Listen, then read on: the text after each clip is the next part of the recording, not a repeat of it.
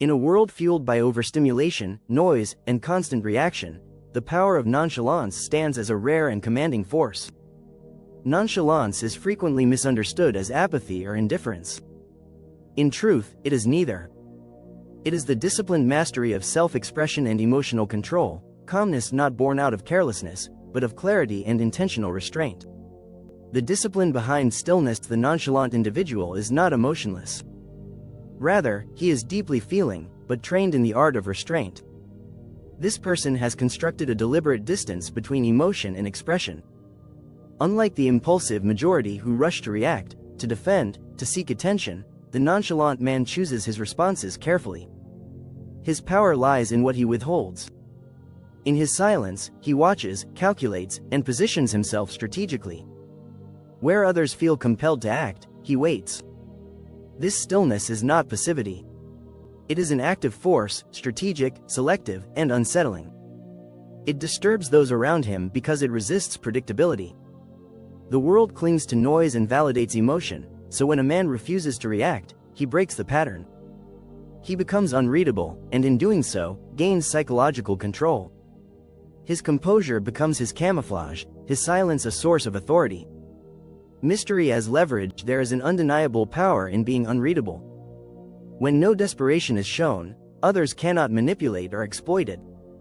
When you do not chase, people are drawn to you. The unpredictable is magnetic. The man who reveals nothing invites curiosity and even fear. He becomes a mystery others want to solve, but cannot. This is not manipulation. It is sovereignty. It's a refusal to be emotionally exposed unless chosen. While others share too much, too soon, seeking validation and relief, the nonchalant man plays no such game.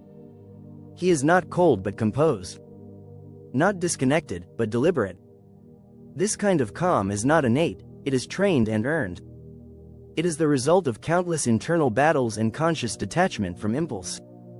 Machiavelli and the Theater of Power. Niccolò Machiavelli emphasized that appearances are tools in the arsenal of the powerful. The nonchalant individual, like the ideal prince, must appear calm amidst chaos, composed even in internal turmoil. For to be visibly desperate is to hand power away. The calm man appears untouchable.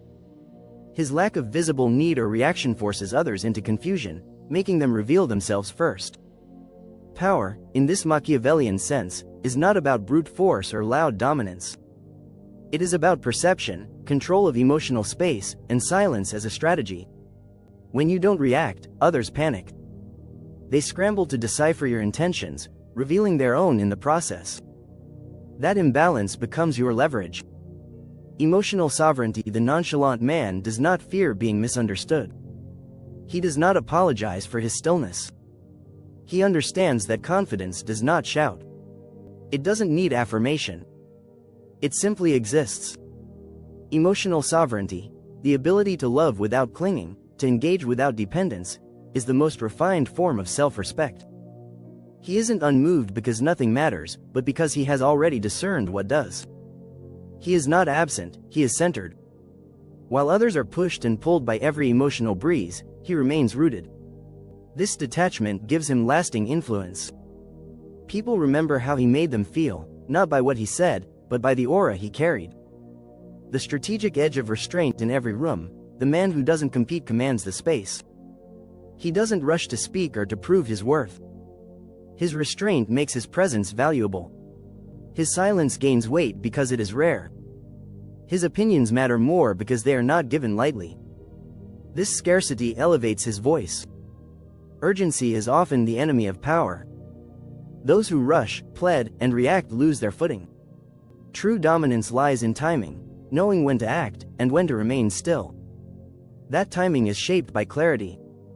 And clarity comes from not needing to be seen or heard to feel worthy. True confidence is silent. Modern society equates visibility with value. But true power often operates quietly. The nonchalant man moves with intent, not spectacle. He does not dilute his presence by being everywhere or engaging in every conversation. He chooses his moments, and when he does act, the impact is profound. This presence is a result of deep discipline. It is built on consistency. He is the same whether alone, in a crowd, or in conflict. This unshakable steadiness builds trust, control, and reverence. Others adapt to his stillness. They see their own noise reflected in his calm, and in that contrast, they lose the upper hand. Conclusion: nonchalance is not a posture but a practice. It is the architecture of inner strength.